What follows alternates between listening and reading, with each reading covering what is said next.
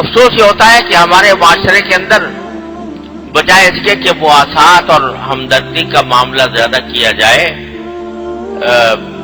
لوگ رمضان کے اندر اپنی چیزوں کی قیمتیں بڑھا دیتے ہیں۔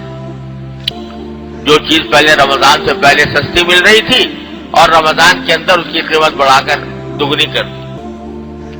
اب کیا ہے کہ رمضان سے ناجائز فائدہ اٹھایا جا رہا ہے،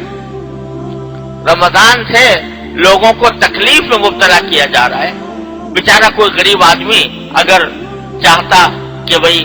اور دنوں میں تو اپنے بچوں کو میں پھل نہیں کھلا سکتا، رمضان کے اندر کم از کم افطار کے اپنے بچوں کے لیے پھل لے جاؤں، تو اس کو پھل جو ہیں وہ بازار میں اتنے مہنگے ملیں گے کہ وہ نہیں کھلا سکے۔ تو جو لوگ رمضان کے سے غلط فائدہ اٹھا کر لوگوں کو بجائے راحت پہنچانے کے تکلیف پہنچاتے ہیں اور ان کے لیے مشکلات کا سبب بنتے ہیں، ان کو سوچنا چاہیے کہ بھائی یہ مہینہ بجائے اس کے کہ اس میں آپ تخفیف کا ثواب حاصل کریں، آپ لوگوں کے اوپر مشکلات پیدا کر کے الٹا رمضان کے عذاب مول لے رہے ہیں۔ اور یہ بات بھی سمجھنی چاہیے کہ جب کسی زمانے میں اللہ تبارک و تعالیٰ نیکیوں کا ثواب بڑھاتے ہیں، کسی زمانے میں یا کسی جگہ نیکیوں کا ثواب بڑھاتے ہیں، تو وہاں برائیوں اور گناہوں کا گناہ بھی بڑھ جاتا ہے۔ اب جیسے حرم پاک میں، مکہ مکرمہ کے حرم میں جو کوئی شخص کوئی بھی عبادت کرے تو 1,00,000 گنا ثواب ہوتا ہے، نماز پڑھے تو 1,00,000 نمازوں کے برابر ثواب ہے، اتنا بڑا۔ لیکن اللہ بچائے اگر گناہ کرے تو گناہ بھی وہاں پر گناہ کرنا، اس کے گناہ کے اندر بھی وہ بدرجہ زیادہ بڑا عذاب ہے۔ اور یہی وجہ ہے کہ حضرت عبداللہ بن عباس رضی اللہ تعالیٰ عنہ جو حضور اقدس صلی اللہ علیہ وسلم کے چچا کے بیٹے ہیں اور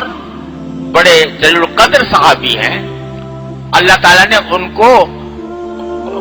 ان کے حق میں رسول کریم صلی اللہ علیہ وسلم نے دعا فرمائی تھی کہ ان کو قرآن کا علم عطا فرما۔ تو اس وقت امام المفسرین ان کو کہا جاتا ہے، سارے قرآن کی تفسیر میں وہ امام ہیں، امام المفسرین ہیں۔ اور دیکھو رسول کریم صلی اللہ علیہ وسلم کی دعا کی برکت یہ ہے کہ خود بیان کرتے ہیں عبداللہ بن عباس کہ یہ جس وقت حضور اقدس صلی اللہ علیہ وسلم کی وفات ہوئی تو ان کی عمر 10 سال تھی، تو اس سے پہلے ان کی جو والدہ تھیں وہ حضور اقدس صلی اللہ علیہ وسلم کے پاس ان کو لے گئیں کہ یا رسول اللہ میں چاہتی ہوں کہ یہ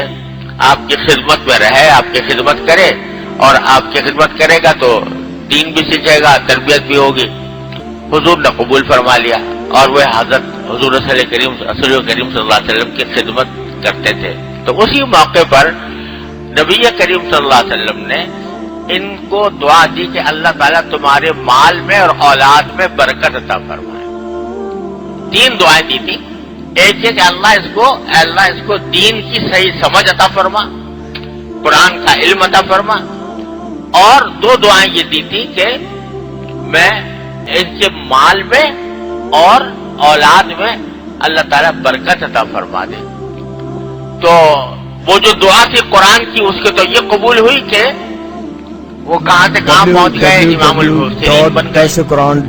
اور یہ جو مال اور اولاد میں برکت کی دعا دی تھی تو ایک مرتبہ خود فرمانے لگے کہ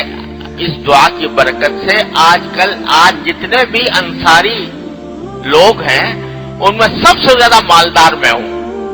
سب سے زیادہ مال میرے پاس ہے۔ اور حضور اقدس صلی اللہ علیہ وسلم نے مجھے اولاد میں برکت کی بھی دعا دی تھی۔ تو میری بیٹی امینا نے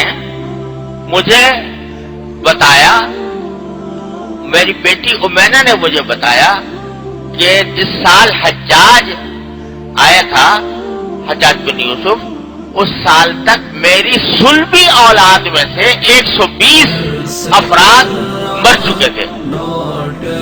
میری سلبی اولاد میں سے، یعنی جو براہ راست میری اولاد ہے درس قرآن اس میں 120 کا انتقال ہو چکا تھا اس سال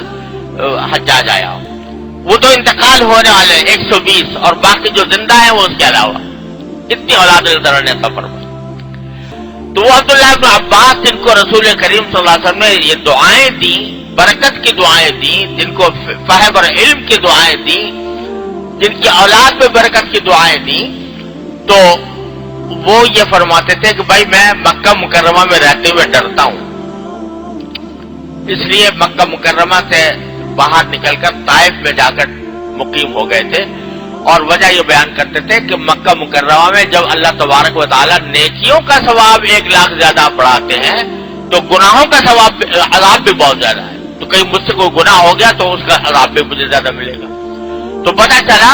کہ جن جگہوں پر نیکیوں کا ثواب زیادہ ہے، جن جگہوں پر یا جس زمانے میں، تو وہاں گناہوں کا عذاب بھی اللہ بچائے زیادہ ہے. تو اب رمضان کے مہینے میں بجائے لوگوں کے ساتھ تخفیف کا معاملہ کرنے کے ان کے ساتھ شدت کا معاملہ کیا جائے، تکلیف پہنچائی جائے تو اس کا عذاب بھی زیادہ. اللہ تعالیٰ ہر مسلمان کو اس سے حفاظت فرمائے.